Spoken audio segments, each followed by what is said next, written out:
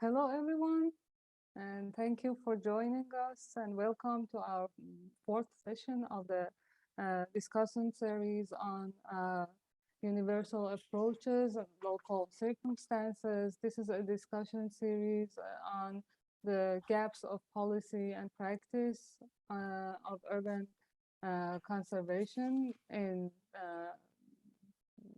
8 cities, and today the topic is on the city of Tehran. The sessions are organized by the Chair of Urban Management in cooperation with the DFG Research Training Group 1913 at the BTU Cottbus. These events are supported by the German Research Foundation, BFG. And today I'm happy to moderate this session on Tehran. I share my screen to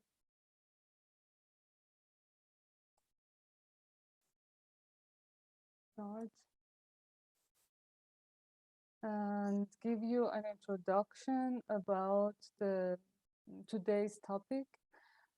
Which is about the adaptive reuse in the historic Tehran, the Grand Bazaar as urban heritage, and as the unstoppable Pac-Man of the historic city. I would like to first briefly talk about the topic so that I can introduce the invited speakers whose expertise are relevant to the topic that we want to discuss today.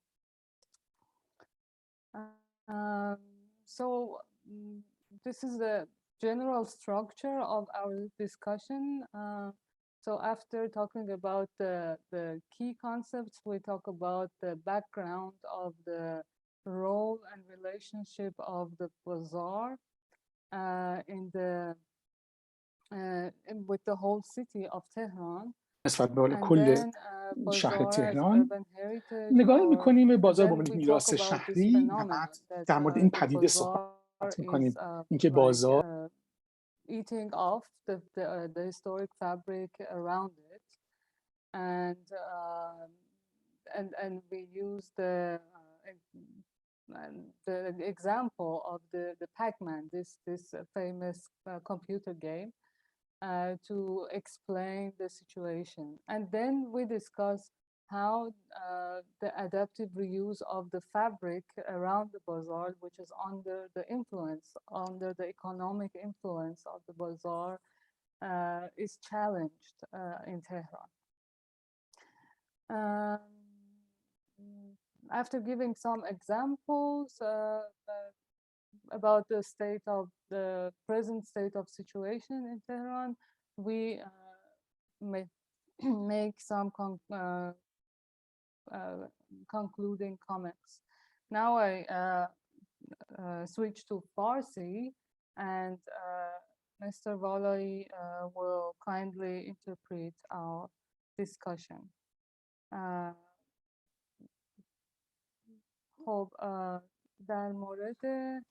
Well, about the speakers that we have invited,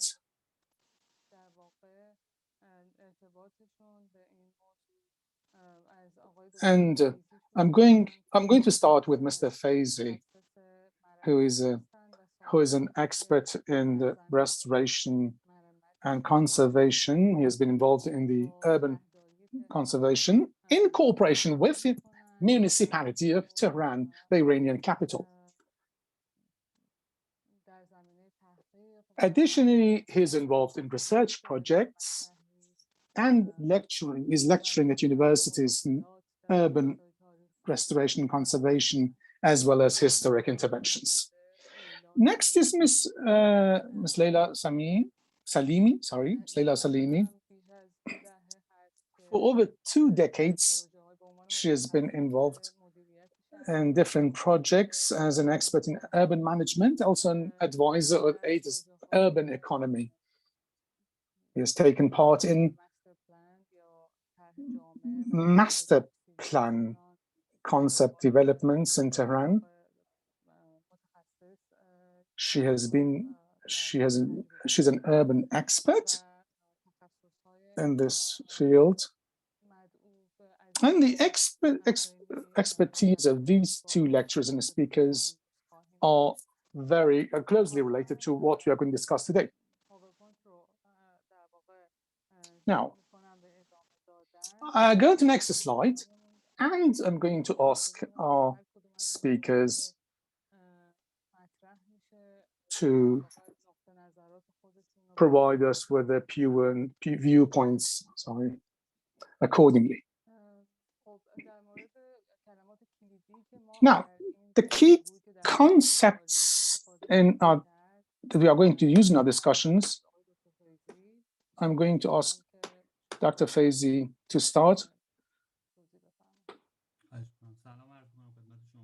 Thank you. Hello, everybody. Thank you. Thank you very much indeed for the efforts. And I know that in the last few days, you've really been closely involved in this. I wish you all the best. Also, I extend my greetings to all guests in this room. Now, there are some fundamental key concepts that we are going to discuss. We're going to first, we agree to look into these key concepts first, so that we would gain a common ground understanding. And then we will particularly focus on the Tehran fabric. Now, adaptive reuse is a term that is widely used in the world in the field of conservation. There are many projects underway in the world in this area. This is an extension of the conservation of historic buildings with over 150 years of background, especially in Western countries.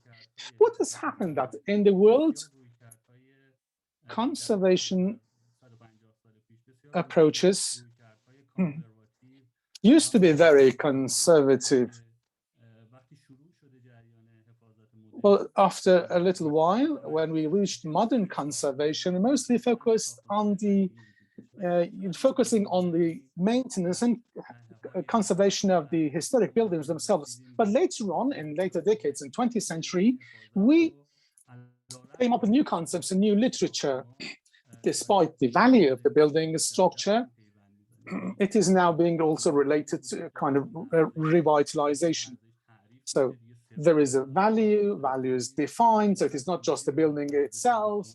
A major part of the value of the building is its, the life flowing into it, and also its player of the role in the social context.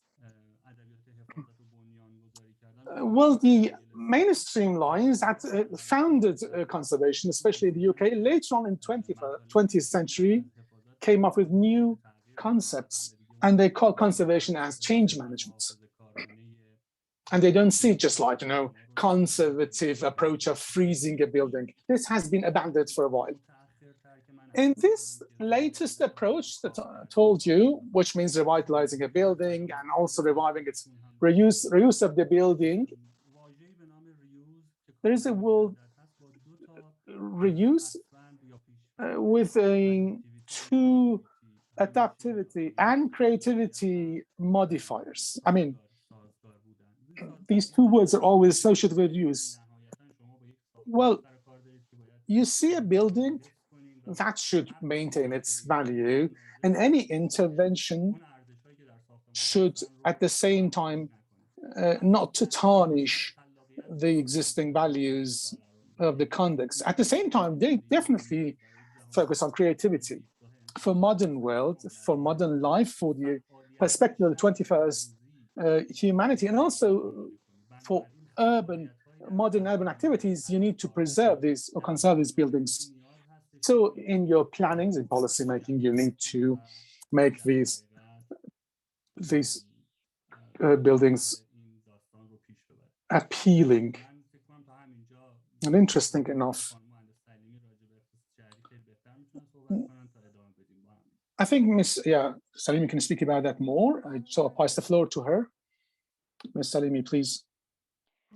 من سلام مجدد عرض می‌کنم خدمت همه. Hello again, dear colleagues. I'm very delighted to be here. I really appreciate Ms. Solmaz Yadollahi for her efforts to organize this meeting.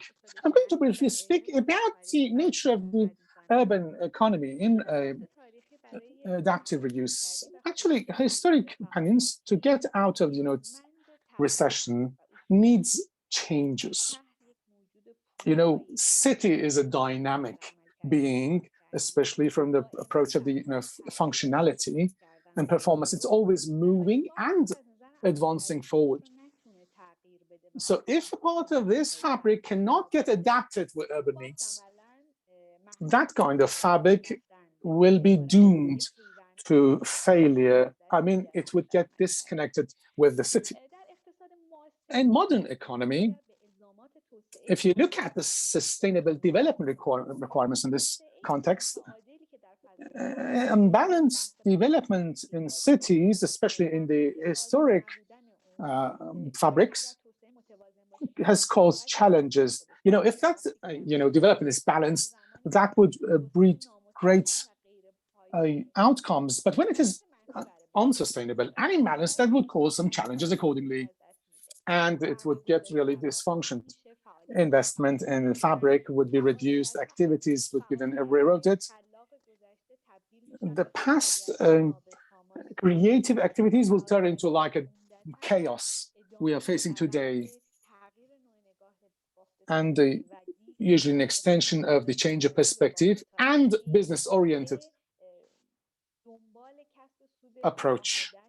They are after quick wins, and I think most can be, that's the biggest problem, and the biggest impact will be on the historic fabric. You see now currently some informal workshops around the historic fabric of Tehran. They are mushrooming around. So urban economy should be able to create those extensions and connections, and to get out, to reuse the historic fabric. Because in addition to the sustainable, anatomy, unstable infrastructure and informal business activities, would definitely discourage the involvement of creative actors, the stakeholders. Earlier, we have a theory from Flip Engine. Well, population density, we've had population density to form business activities before the Industrial Revolution. But we see now a population density as a result of the business activities. So if we can activate the economy in historic fabric, and the output would be more, and then we enhance efficiency, the local, and then we cater for the need of the local community, who are usually of poor backgrounds, and they don't trust municipalities or the urban management, and they feel as an outcast in this game. That would make a chain. On the one hand, the investment would come to the fabric, and then would be some funds available for reuse and reorganizing activities, introducing a new approach in economic dynamics. And here, well, we can see tourism as an important element, historic and cultural tourism, I mean. If there's proper planning, that just business-focusing approach would be revised, because the local community would be more involved, and more venture capital would be attracted. The venture capitalists is people who are creative, and they enter some fields of business that have not been explored by others. So this movement would breed urban economy. There would be intense activities would be revived, and we would have a balanced reuse in the historic fabric. It would consider internal and external reads, and a disconnection between the function and anatomy of the fabric would be definitely improved. I think that's it from me for now, and then the next part I'll be joining you if time be and if need be. Thank you. Leyla? در مورد در واقع برای اینکه باز کنیم بحث رو در Now, مورد to go into detail about the impact of Grand Bazaar and its surrounding fabric, which is central part of Tehran, I think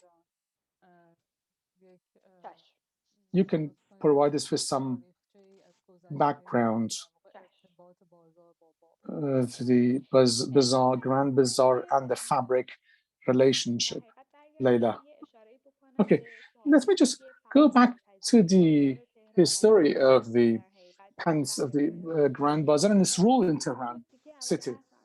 As I told you in the first part of my lecture, in Tehran, we have that what we call old quarter, and Bazaar played a key role to reinforce the role of Tehran as the Iranian capital. And it's used to support the entire country. And it was a center of production, sales, business, and also craftsmanship. That was the early days. And there were some residents also around Grand Bazaar for those working in Bazaar, of course, depending on their financial status. And this circle started to sprawl around, or extend externally, and expanded, turned into like a big hub. Later on, in the 1950s and 60s, well, Tehran was seen as a capital more strongly, and it started to get modernized. It then distanced itself from traditional business models, and this Grand Bazaar changed. I mean, in the late 1960s, some new activities that usually have modern administrative activities and business activities, could not get their needs from Grand Bazaar sufficiently anymore, and they went to or relocated to more new parts of Tehran. So they started from out in Glab Avenue in central Tehran, went to the north of Tehran. Well, usually Glab Avenue was called North End in those days, and they had District 6 and the northern parts then. So they started to relocate or get relocated northern parts. That process continued, and because Grand Bazaar could not fulfill their infrastructural and modern needs. On the other hand, the role and formation of Grand Bazaar for production, sales, and business was transformed. I mean, that craftsmanship or internship, role diminished, and it turned into a center for distribution of and procurement of goods. Later on in 1970s and after 1979 revolution, Grand Bazaar was recognized as its purely commercial role. So it turned into a dock to sell goods across the country. So it turned just like a central supply hub for other cities. I mean, they from other cities came to Tehran, to Grand Bazaar to get procured. So we had also less local production. Well, businessmen, to gain more profit, they started to buy, less expensive products to gain more profits. To that effect, that led to the fact that Grand Bazaar was center production, and it started to become a sales center for cheap foreign products. Now, the new Grand Bazaar formation or role was a docking center. I mean, they didn't know. They knew that Grand Bazaar, the closest place for warehousing goods, was Grand Bazaar. They had to pay less than minimum for transportation, for warehousing, and then because the big dedicated warehouses were more expensive. So Additionally, we had a residential fabric around Grand Bazaar. That also fabric transformed. I mean, because the rich businessmen in Grand Bazaar in 1960s went to the northern parts of Tehran, more modern districts and quarters. So the original residents around Bazaar, were replaced with some new residents. The old residents were replaced with new residents. This process continued, and also the fabric was not modernized, the infrastructure was not modernized, and this process even intensified. Today, we see we don't see any of those old houses around Grand Bazaar, and the owners, just started up how to do business. They rented their buildings to, let's say, workshops. They rented their buildings or houses as a warehouse. Some are used for accommodation for labor or the Afghan immigrants or refugees who are working in Grand Bazaar. And it has turned into, like, let's say, a center for felony. And it's caused also some challenges in that fabric. And we see more and more of such fabrics. Not only, well, if you go to other parts of the city where there are big centers of business, like in Angalab Avenue, there are many bookstores, we see houses behind those bookstores are buildings that are turned into a kind of, or converted into a kind of a warehouse for those bookstores. So you see redefinition of the roles, as that was not creative, as is one modern, it caused erosion of Grand Bazaar role-playing in the historic fabric. So we could not, let's say, make a reuse dynamic, and we could not revitalize the fabric and buildings. And we had no brand for such reuse. We did not brand our reuse. What should that nature of that brand be? Who what target community target will be? We didn't define them.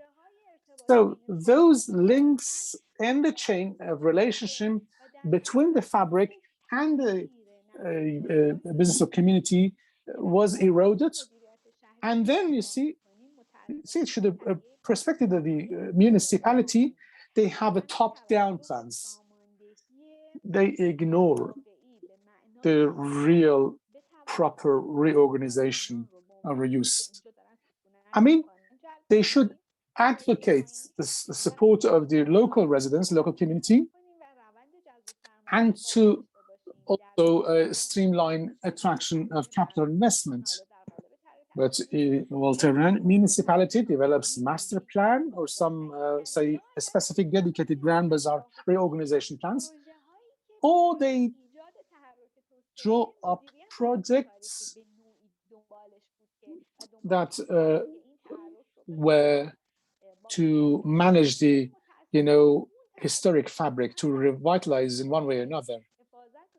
But unfortunately, new conservation, development, and reuse could not be achieved with these plans and policies because they didn't have a modern approach and were not also supported accordingly.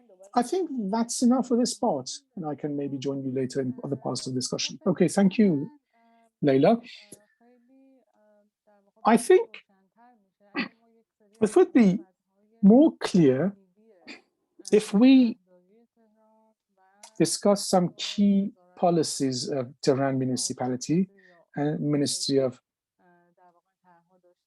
Roads and Urban Development. It used to be called the Ministry of Housing and Urban Development. Let's go into these policies first and what they did then. Also, what activities were undertaken by Ministry of Cultural Heritage, then the Organization of Cultural Heritage. I asked you, Mr. Feizi, Reza Feizi, to discuss these policies, their background, and their current status. Thank you. Yeah, sure. If I may, I'm going to provide you a more general approach towards the historic fabric of Tehran, as it was mentioned by Ms. Salimi. It seems that in the historic fabric, Grand Bazaar and the surrounding areas can fall into three categories or three levels.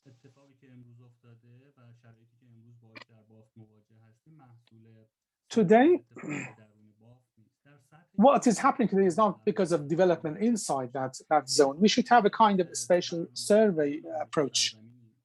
If you look at the macro policies in this area in Iran, there is a big challenge, and that is the problem in redistribution of population. We all know about centralization in this country and what's happening here. As of now, there are about 84 million people living in Iran, and Tehran has a population of 8 million, over 8 million, almost 9 million. Tehran province, on the other hand, has got a population of over 16 million. And if you also add up, Alborz province, which is close to Tehran and also has been through fast development because of Tehran, that population would be over 24 million, 23, 24 million. So a major portion of that 80 million people in Iran are living or closely related with Tehran, the Iranian capital. This big population, business activities, and also concentration of economy, which is unique in this country, has overshadowed everything. So not just in the historic fabric, you see a lot of challenges because infrastructures are not sufficient to meet the needs of this big population. In historic fabric, you see kind of, let's say, trans-urban performance of city. So Grand Bazaar is not an urban market or bazaar. It is just a kind of, let's say, wholesale center for goods and products. We're not speaking about the traditional historic bazaar it's ancient concept. Even today, if it is going to be a business center in a city, it should be well defined accordingly. But Tehran Grand Bazaar has day after day turned into a center for distribute goods and products. And most of them are not locally produced. We have cheap international products distributed nationally. Now, a major portion of our energy are investing in one city and in one district, mostly on Grand Bazaar. And the outcome, naturally, would be playing the role of the Pac-Man. Eating up the surrounding historic fabrics. You see in Sangalaj quarter of district neighborhood, we have a shoemakers workshop in Udlajan. There are some other workshops or warehouses. There are warehouses and causing a lot of problems. And that is what we need to consider. It's very important in terms of function. Well, a major portion of that is still there, but it is turned into, as I told you, a center for distributing goods, something like wholesale. Well, yes, in addition to the story I told you, at the level of Tehran city and the challenges existing in the city, the fabric has been overshadowed. The current status of the historic fabric is the outcome of mismanagement or lack of planning. Let me put it in plain language. In the last 5 or 6 decades, we have not had any proper plans for historic fabric of Tehran. Historic fabric is only affected by business economic forces, especially informal forces. I call it, a kind of a speculation of land and buildings. This kind of speculation has been overwhelming this fabric. the land, real estates have been speculated because we know what Iran is like.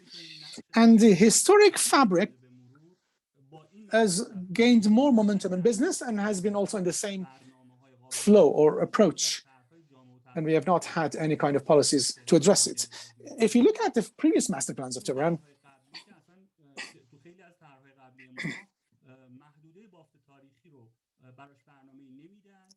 they don't have any plans for historic building, and then they think of plans that are never implemented. And I think this is being also going on shoulder with shoulder with the speculation, mismanagement, and also the residence fabric around the Grand Bazaar have lost their role. But they call it development. But in the previous decades, this development in Tehran has not been fulfilling any of the internationally recognized development indicators. They don't generate wealth. It must generate wealth. It doesn't generate sustainable jobs. It does not redistribute wealth properly. It does not improve environment. It is merely focusing or doing business in favor or interest of a certain group. As a result, naturally, historic fabric is affected more drastically. On the other hand, there is a big, let me tell you, conflict among conservation people in Iran. We have Ministry of Cultural Heritage. Well, Ministry of Cultural Heritage is the competent authority. In a conservation process in Iran has been weaker than those in the world, because in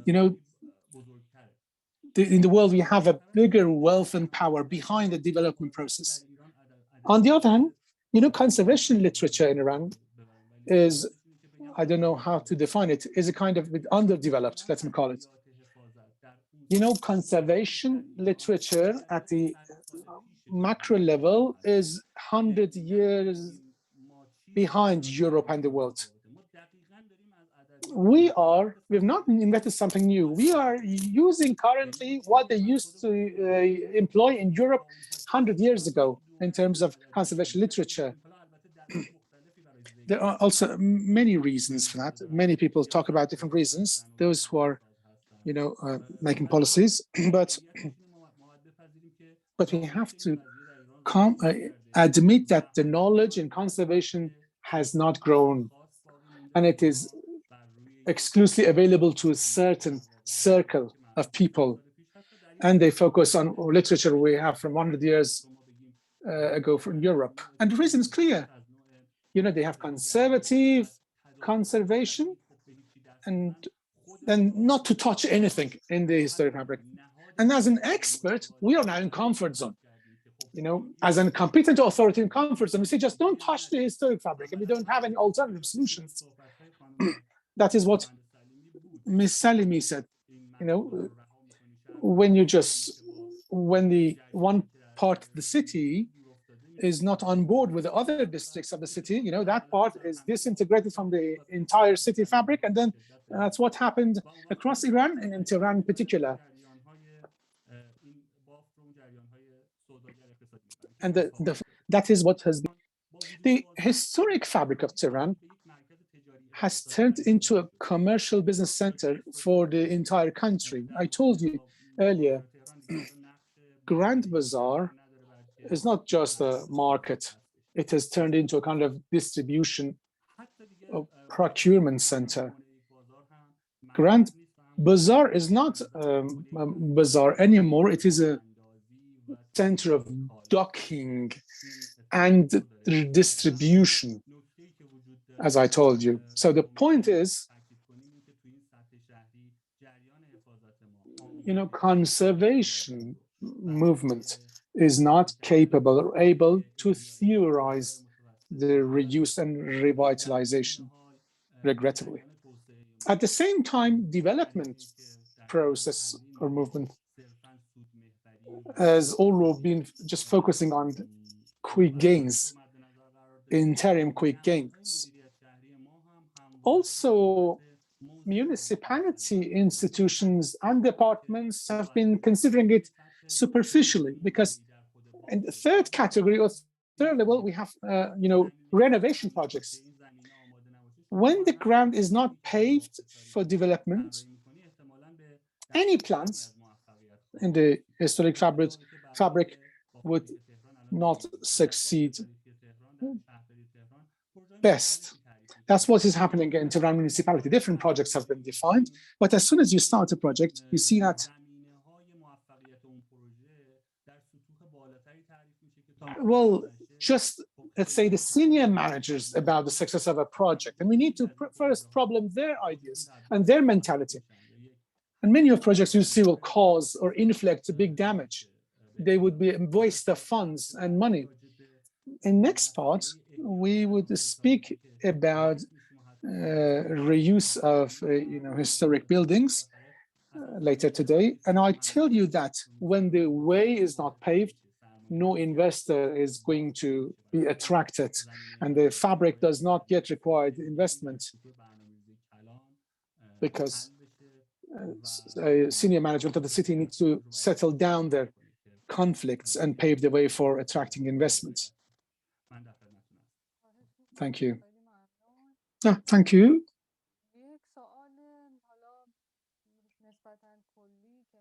So I'm going to ask, let's say, a general question. On the paper, there are some plans and general policies since 2005. And more focus was exercised on developments. And we also adopted 5-year development plans when we just, let's say, approached or promoted privatization since 2000. And then we talked about investment and cultural approach toward downtown Tehran, the central fabric of Tehran. You see such plans available. Well, the Fund for Development of Revitalization had also some solutions or plans. But over 20 years, we are presenting such plans, and they're all available on the paper, and they look functioning seamlessly on the paper, but after 20 years, you see no concrete outcome. Any of you two can speak about this. Please, Ms. Salimi, maybe you can address this question. Let me briefly speak about why the urban economy is laming, as Mr. Feizi said. You see a multi-tier or multi-level phenomenon when we speak about historic fabric. On the one hand, it is tied to the senior management or policymakers. Our economic policies are going to affect it. And at lower levels, we see general national policies and the role of Tehran as the capital. And then inside Tehran, at the lower level,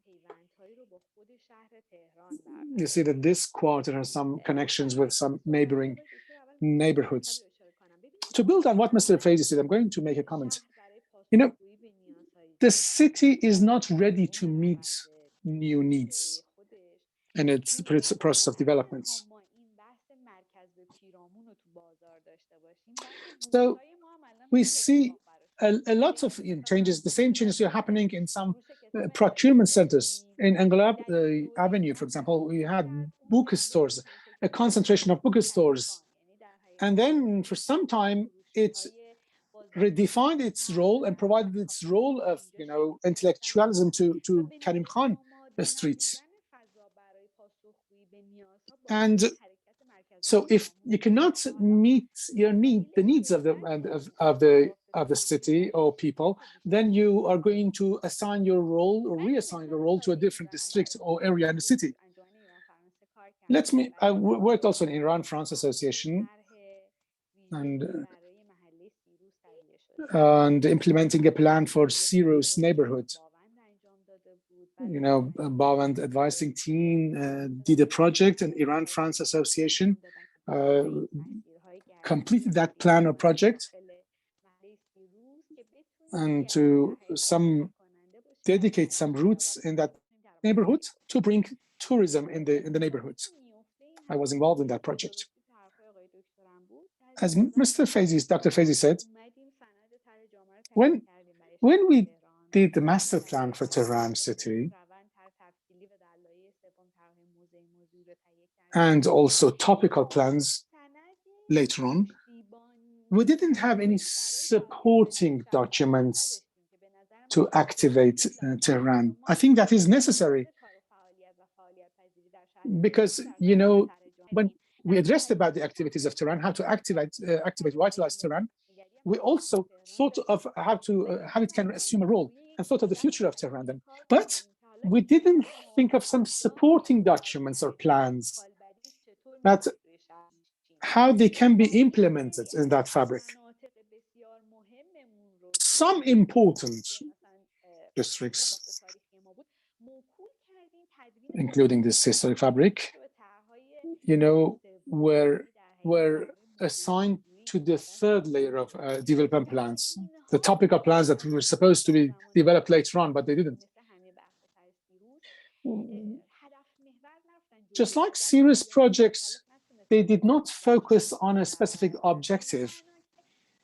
I mean, those plans. I mean, there was a top-down approach in drawing up such plans. Let me go back for an example I gave you, Sirius district. You know, when the approach is top-down, you cannot then bring in or get involved the local community. They are the people who are now maintaining the fabric. They're living there. And also business people who are now making it, you know, be used. And they are disintegrated from the city. This has never been considered in our plans. We need to be dynamic. We need to stop this, you know, change or relocation of the population. You know, the local original population go to a different district, and then some other, you know, people are accommodated there. We had not thought of this. Also, in terms of business, we had not thought or considered to analyze why the challenges have occurred. So, without, you know, thinking of the expansion, extension of their businesses with the surrounding areas, they've started some business there. In Utlajan, for some examples, we have established a handicraft market in Utlajan, but we have not thought if the local community can gain any income or revenues from that market. How far we can help them economically. The same about Bazaar, Grand Bazaar, Bazaar economy. You know, Tehran has a population of, you know, 13 million round the clock. We have not been able to bring or to get the local community involved.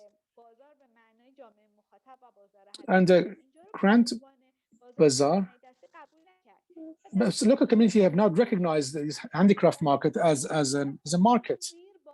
So you see that we have some, let's say, the you know, on the ground market. We had some people there selling things. They were selling the same thing in a different format. So the main reason to breed success and revitalize the economy and bring boom to such spaces is to think of this connectivity. We have ignored it. I mean, this function, this fabric should also benefit the local community, and also the clients and customers should know this, or recognize this fabric. remember that if you're going to revitalize, you should also be accepted by your target community and to get connected to the surrounding areas. So these are the gaps that have been unleashed in different levels of planning. Creativity is an internationally recognized concept. We should also focus on that in the cultural economy. We don't have a knowledge-based approach. We do not have also a modern approach there. And then we don't gain the benefits that the world is gaining.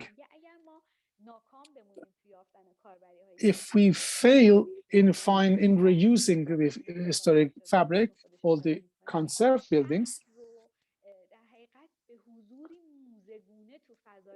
we turn the city into like a museum.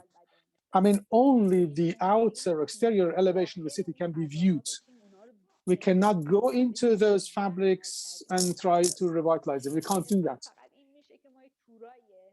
We just, let's say, organize some, bazaar tours, and people walk through the crisscross narrow streets of that fabric. But we do not enter the fabric of the buildings, I mean. If people can get into the buildings, some, let's say, speculation would be stopped because revenues would be generated, and local community can revitalize and maintain their buildings. So that strong speculative force is now getting stronger and stronger in the absence the value-adding process I told you. In Tehran, you see that clearly in different places. We have the same challenge. برنامه‌ریزیمون اصلاح بکنیم اینقدر از بالا به پایین نگاه نکنیم به موضوعات برنامه. We should not have an تحقق در سطح خردش فکر کنیم و هم پیوندی‌هایی که با جامعه شهری اگر think of این رو ببینیم جلب اعتماد از دست رفتهشون رو به اصطلاح داشته باشیم و اینکه بتونیم متناسب با هم این رو تا سطح also local community and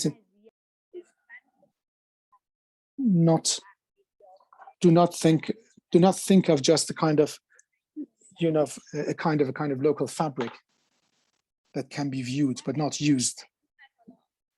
I think that's enough for this part, and then I pass the floor to Dr. Feizi.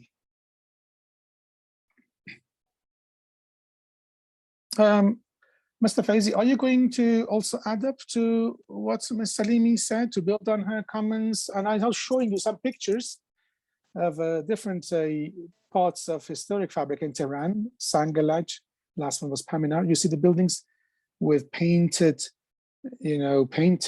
windows and doors, or some are also covered by newspapers.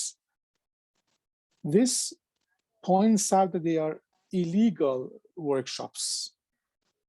It looks like a residential place, but there are no residents there, and they're doing business there.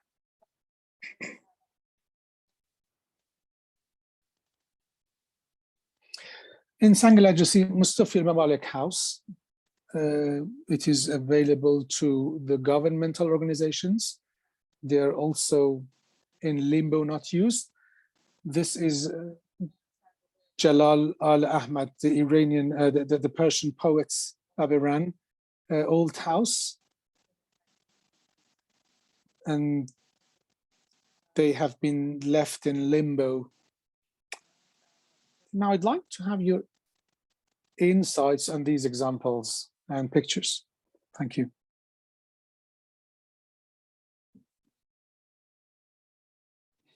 Is it my turn? Yes. When we speak about reuse, adaptive reuse, and speak about single buildings, or the facts on the ground in the historic fabric, we should first look into the fact if the way is paved for our planning. That is, I think, our biggest challenge. It was discussed earlier. Well, the way has not been paved for adaptive reuse of these buildings. Well, in the social economic conditions of Tehran, well, we see some areas have been well organized and we attracted some, let's say, funds, but they are not a complete inclusive package, and many of them have failed as a result. The problem is that politicians and policymakers, senior policymakers, have not considered details. We have the Fund of Development and Revitalization. It wants to use the private sector funding to revitalize this historic fabric. The idea is brilliant. That's really sound policy. But why doesn't it succeed? We see Jalal al-Ahmad House, one example of failure. It has been transferred to the private sector, but it has been left abandoned. The investors signed the contract, but it's not making investment. There are many other examples like this. Many buildings transferred to other entities as BOT have failed. Of course, they are good, making good efforts, but we should see why they fail. It is maybe beyond the authority of this fund. You know, Ministry of Cultural Heritage is largely involved and responsible, and some actors beyond or outside this circle. We need good co-organization or coordination of these entities. So, I mean, if you are going to do adaptive reuse in historic fabric in Tehran or anywhere else, to attract investment and revitalize them, you need also to pave the way economically. You know, the micro investors cannot, pave the way for that. Even the municipality cannot do that. Even the Ministry of Cultural Heritage cannot do that. This is, I think, kind of inclusive, big project that has to do with our general national policies. I'll give you an example. Well, if we boom tourism generally in Iran, for example, accordingly and automatically, some of this tourism would be injected into this historic fabric. Of course, there are some other important actors and factors. Another important issue, the city as a fabric. In Tehran, some people are making investment to renovate buildings. We know that. We see that, boutique hotels, we see hostels, coffee shops, restaurants, and they are being revitalized in Tehran. But you see that these buildings are in districts that they are better located. I should tell you, they are better located. They have cons in terms of, we see in the historic fabric, you see the biggest load of informal business or economy happening there, and they are facing a lot of challenges. Yeah, some investors step forward to support this, but in Hisar Tahmasp, there are not many investors in Tahmasp district, and some have failed. Next is the legal framework. Let me call them legal economic framework. For many years in Tehran, if there is a land a building which is dilapidated, 300, 400 square meters outside the historic fabric. Some are not also too old, some are 15, 20 years old. As an owner, if you want to rebuild it or reconstruct it, there are different kinds of legal, economic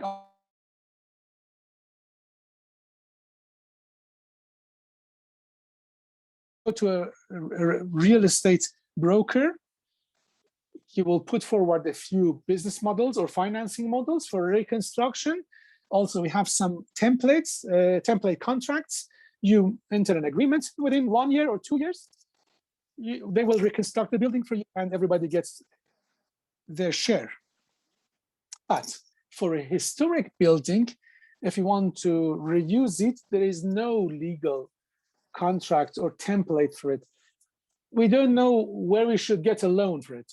There is no loan available for it, or no mortgage. And also, there's no, well, we don't know who's going to invest on that. There's some just architects who like historic fabric, and it's interesting for them, because of their expertise. Is there any architect rich enough to revitalize these buildings? Very few, I think. Maybe architects are a bit stingy, or maybe they're not wealthy enough to make investments here. But anyway, this model is absent. There's no model or business model to bring in some microfinance from different partners. Next is, incentives and supportive forces, which should be provided by competent authorities. Ministry of Cultural Heritage is responsible for that. This ministry should not go and restore buildings one by one, but you're responsible to, let's say, draft some contract templates to get loans or funding for the historic fabric, but they don't. They should develop, approve and legalize the business models I told you. From time to time to do something, like in 2019, they did some, Ministry of Cultural Heritage in Parliament, but we are still really well behind the rest of the world. If you look at so this is missing. I want to tell you, it is missing.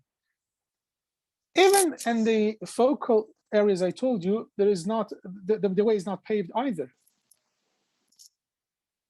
If you go to the most professional, specialist private entities on revitalization or renovation of building, they provide you with some specific business models. But remember, revitalization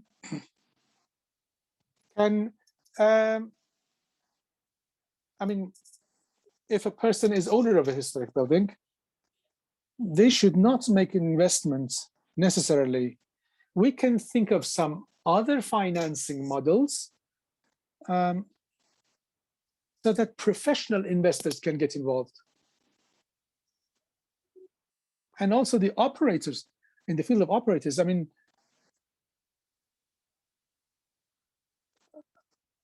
if somebody is an owner, we expect him to finance the revitalization, operate it. But it is not the case in the world. There are some dedicated entities that operate, historic buildings for different applications, like boutique hotels you see in the pictures, or the hostels, all the cultural uses. Next issue is creativity, that we need to add to historic fabric. Creative use of or reuse of such fabric would even improve their conservation. Well, we see conservation as, renovating a building. But remember, we need to add creativity. And it is an important factor in this area. Later on, there are two main barriers to establishing creativity, and I'll tell you what those barriers are later on. Okay, thank you. I think we have maximum 6 minutes to the end of lecture. And this is the slide on our conclusions that we, based on our previous discussions. I'm going to first ask Ms. Salimi to share with us the highlight of her discussions, and then you, Dr. Feizi, provide us with your concluding remarks, and then we'll open the floor for questions from the audience.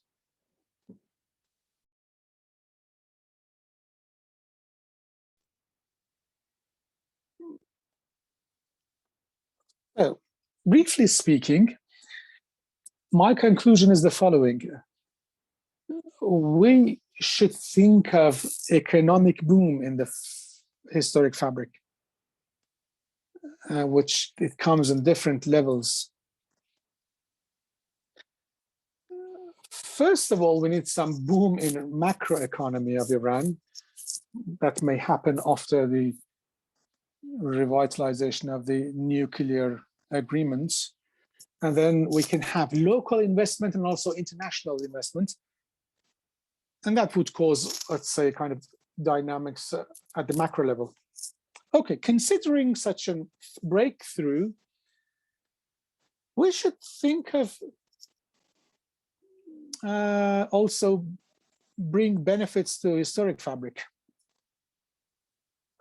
We need to revise and review planning processes. We should see financing, funding, and investment as indispensable for the success of our plans and programs. As Mr. Reza Feizi said, we should see operation of the buildings as very serious, provide the required infrastructure, do planning for it, and competent authorities should play a stronger role. We need to legally support them. We need to provide them with the required tools. We should provide them, for example, with bank loans. We should provide them with the legal framework. We have thought of solutions, case by case. But if we have a general directive, bylaw, regulation, based on the level of funding, I think this would be more helpful. We should need to develop directives, and then we should think of incentives again to support potential investors. And then we need to also enter untapped areas. I call them untapped areas. There are some best practices that we can benefit from the experiences. We have currently, for example, there is the old Atta tomato paste factory, and its premises is being used now for startups, and they have succeeded. And then we have been observing them for the last 3 years. Last week, I was really surprised when I visited the premises. There was no empty room in that big hall or workshop. They had redefined their spaces, and then the youth welcomed that. I asked the young people there, and they were happy with that. And also they were fully booked out to the end of the year. So we should develop a think tank to ideate and just step away from the old paradigms to think of new models and patterns. Also, as Dr. Feizi said, we need to think of practical business models. We need to develop some directives, regulations, and bylaws bylaws to support this concept. That's it from me. Thank you, Dr. Feizi. The floor is yours. Your concluding remarks, please. Okay, thank you. Yeah, I think the main comments were already raised and made. In adaptive reuse, the most important problem that, let's say, is a barrier and derails it and also discourages the private sector are two main issues, in my opinion. One is the dominant business spirit environment, whose roots I discussed earlier. As long as that economic environment is not reorganized, so it's not also black, it's not also, black and white. We can pave the way, we'll say gradually. In some other cities like Shiraz and Kashan, you see that that environment is really well streamed, and private sector is making investments also a lot. But in Tehran, we are facing a lot of barriers. So business model or economy, we need to focus on. Of course, different authorities and entities need to get involved and play their role. Another issue is the defensive position of policymakers.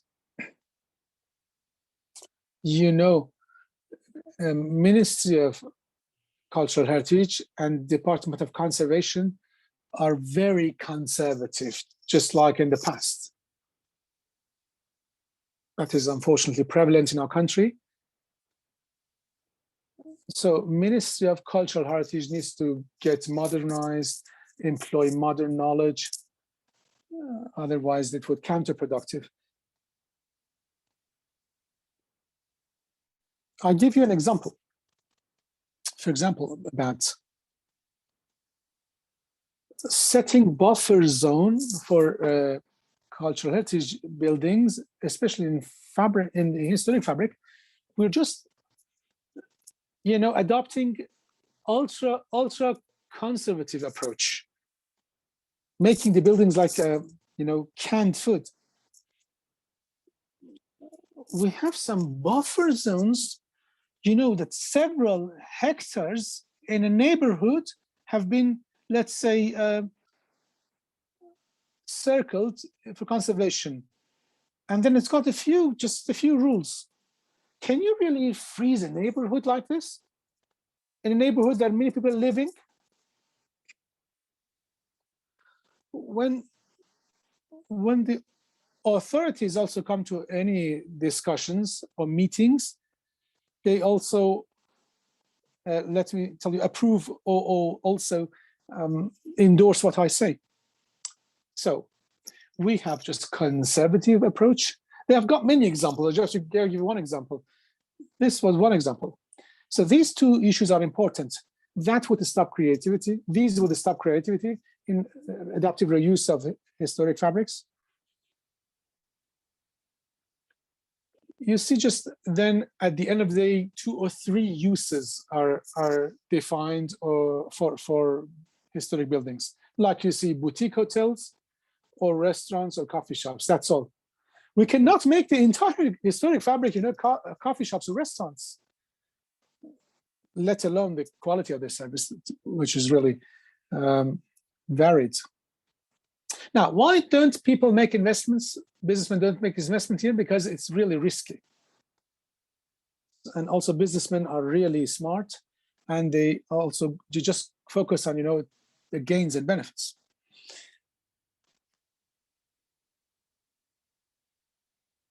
If this is addressed properly, we can speak of creativity. Creativity is as important as adaptivity, as is the case in international literature. These two concepts are brought together. And now to conclude, I hope that in conservation, in urban conservation, we would, let's say, modernize or update our understanding Now, let me also share my last comment about the historic fabric. As of today, the most immediate step we need to take, and we are pushing for that in Tehran municipality, is reorganizing businesses in the historic fabric. I think that will solve the problem by 70%. Well, using any solutions, employing any solutions, of course, it causes some legal, economic, social challenges. But if we have any solution for this chaos, any local solutions, like revitalizing a single building using governmental funds, are doomed to failure. Yeah, it's good, of course, municipality does restoration and conservation. It's better than nothing, but they're not going to bear fruits as long as this chaotic business processes are not reorganized in the Grand Bazaar. And they're usually, as I told you, they're wholesalers, just big businesses. It has, of course, its own tools. And I think this is the most important step we need to take in Tehran. Thank you. We really enjoyed your presentations. There is a question in the comments in the chat box. Let me read it in English, and we'll translate it into Farsi.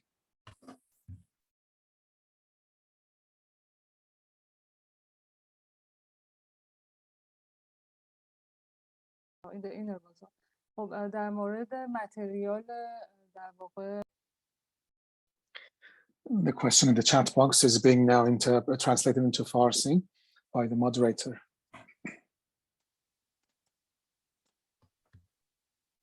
About the build substance.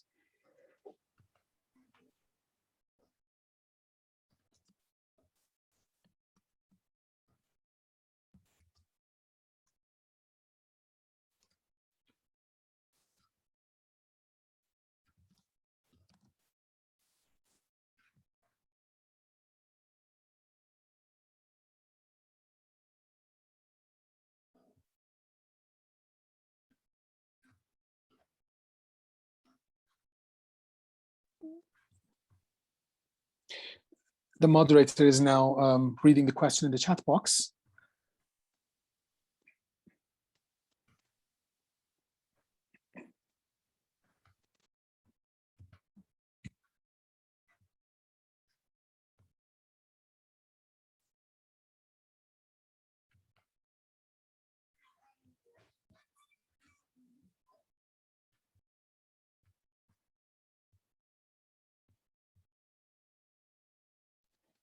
I think Dr. Feizi, you can entertain these questions, please.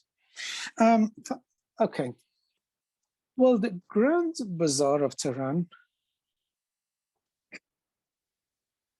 the main parts of this bazaar date back to Qajar dynasty, though some parts from Safavid and Zandi dynasty. Because our audience are not going to tell us how old they are. Let's say between 120 and 200 years old they are, between 120 and 200 years old. Yes,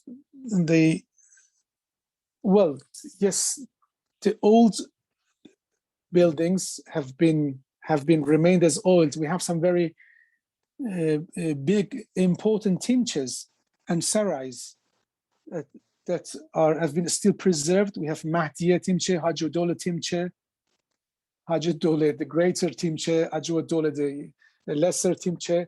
We have also the Grand Mosque. We have a Masjid Shah or Shah Mosque dating back to 120 years ago. We have some main routes, like a route for the shoemakers. That backbone has been preserved. And also the curve you put on the map has been preserved since Safavid dynasty. And we have the same form and morphology of the spaces. In in this zone, which of course has been surrounded or bordered by 4 streets, we call the entire block as Grand Bazaar. Traditionally, the entire block was not Grand Bazaar.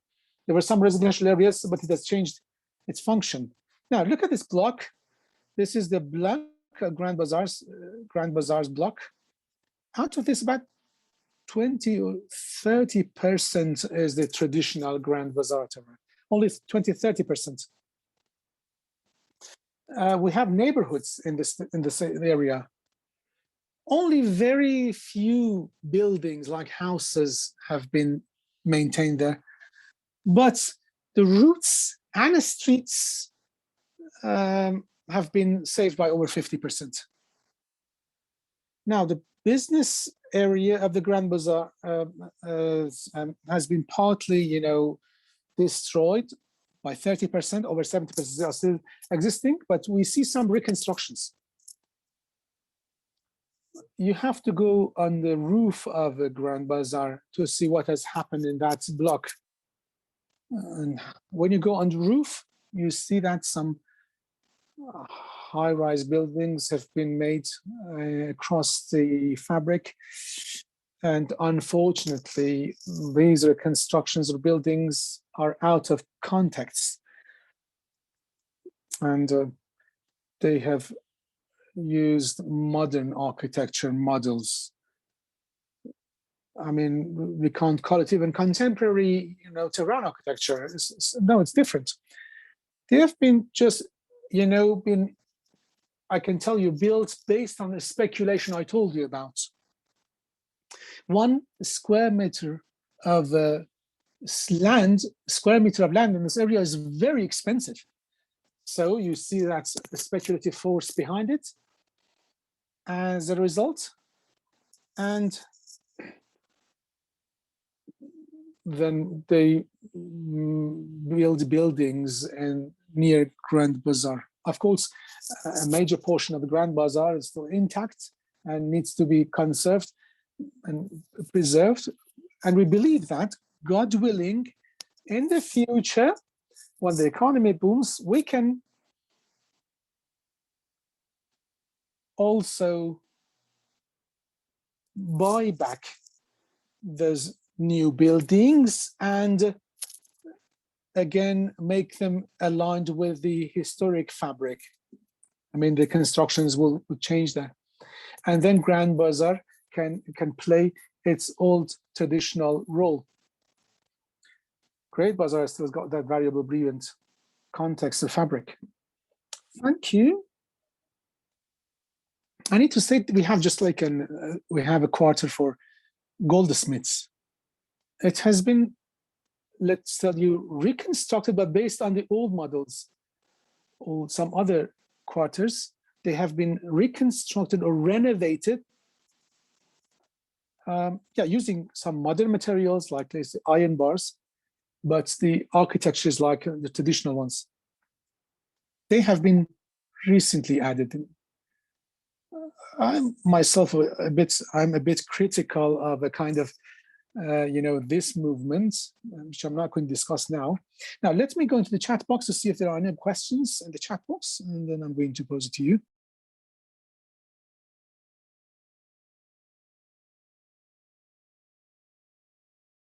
And the time. We have about 7 more minutes. If any questions from the participants, please write them down in the chat box.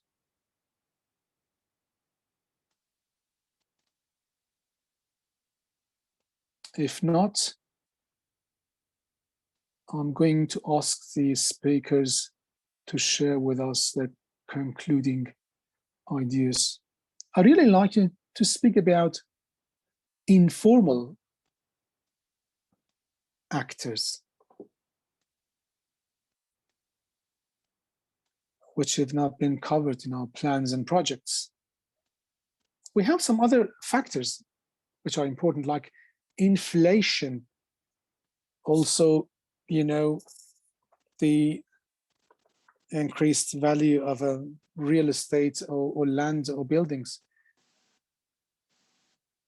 Ms. Salimi, I think now you can provide us with your concluding highlights. Yeah, sorry, my cell phone is running out of battery. I need to plug it in. Okay, just one point. In Tehran,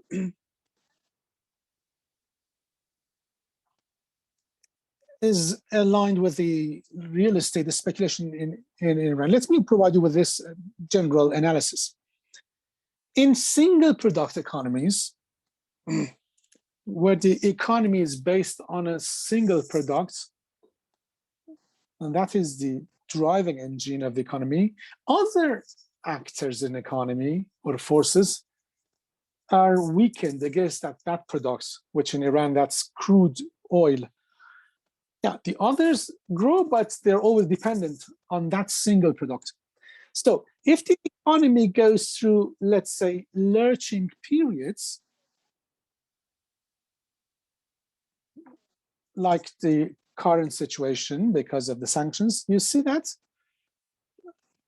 suddenly other economic actors are weakened, there's less production, and the economy goes into recession. Now,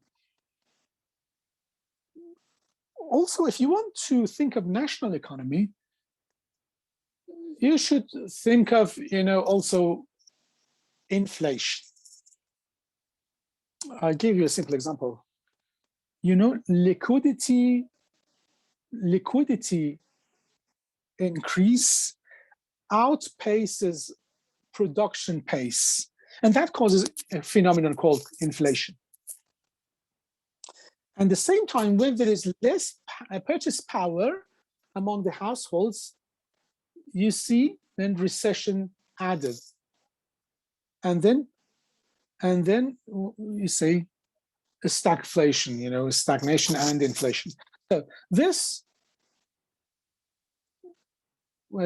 points out why some projects have not been implemented, because the way is not paved for them to be implemented economically, as Dr. Feizi said. But in one part of our history, housing sector became the driving engine of Iranian economy, like a locomotive or engine. So since the 1990s, we had spike price hikes in the lands and real estate. And then you see a sharp increase in prices of land buildings.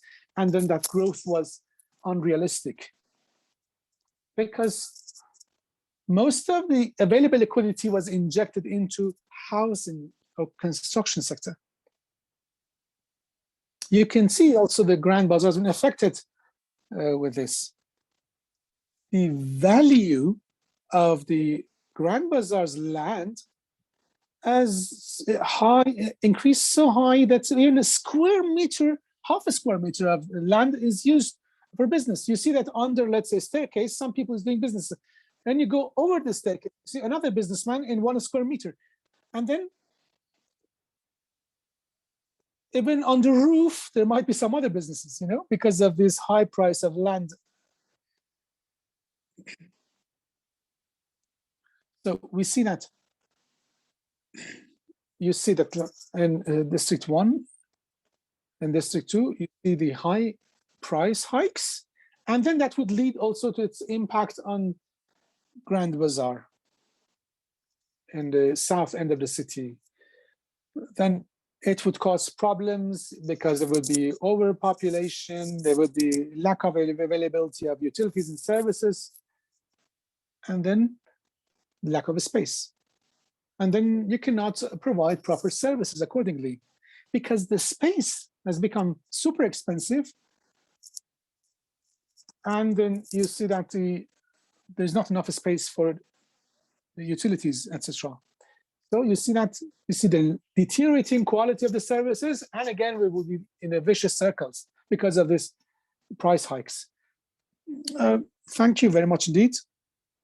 I want to add to your comments is that in Tehran or Tabriz Grand Bazaar, you see that they they remove maybe part of the historic fabric, excavate it to make a small shop. They make it less like a dungeon and to start some business there. I think that is the leading factor in our problems. Yes, you can introduce regulations, laws, but shop owners don't let you go into the shop to speak about these problems. Even if you want to do conservation, you know, they are on defensive position. They don't let you do that because they want to, you know, use the rights and benefits they've gained. And it is because of the problems and mismanagement at the senior levels. And then we can, if that problem is solved, then we can provide breathing space or time for the lower levels. And then we can think of the common grounds in an area. Businessmen then would know that they should have better, let's say, staircase or stairs or the bigger corridors. If they want to get more clients and customers, they should have a welcoming space. Thank you very much indeed, both of you, Excellencies. So if no other remarks and comments, dear Reza, dear Leyla, we are going to close this discussion, this meeting on time. I'm very delighted I was delighted to be here. I benefited definitely from the discussions here, Dr. Feizi and you. That's it from me, and thank you. Thank you very much indeed. Thank you for providing me this opportunity to be in this meeting. Thank you, Solmaz, for these great efforts. I know that you've been doing that for a long while. Wish you all the best for next discussions. Now, let me provide you the concluding remark. The challenges in the historic fabric of Tehran are in the senior, middle, and low levels. It is wrong to focus only on one layer or one level. At the lower levels, you can think of the renovation projects now underway, where the municipality has been focusing on. They have some benefits, but they're not a good solution. In the middle level, we have master plans. Yes, we have some big problems in the fabric, but these plans cannot be the answer or solution alone. We see that the master plan is also defining uses for every plot by plot. In Utlajan, for example, you see the business layers who have received, the required permits. They have commercial use. In Brahma Alley or street, they've made a mall just in the middle of the historic fabric, and there is always, docking, a lot of docking of goods. And then you see that the motorbikes, they carry goods around. So we should see what forces from inside the residence parts of the historic fabric have influenced the master plan to reuse them as business centers. Currently in municipality, they are think of a dedicated master plan for historic fabric. Of course, has got lots of gaps. I mean, it cannot be changed as commercial uses, but we are trying to do our best to correct that path. Now, senior level, it best, we have some fundamental barriers. Ms. Salimi talked about them, and that was great. Thank you again for this opportunity. Wish you all the best. Thank you. I thank you. Thank you both for the time you invested and then also the valuable information you shared from your experiences on the ground. I appreciate both of you. Thank you. We thank you. also for your great efforts for organizing this discussion. Thank you. Thank you. Thank you to the audience.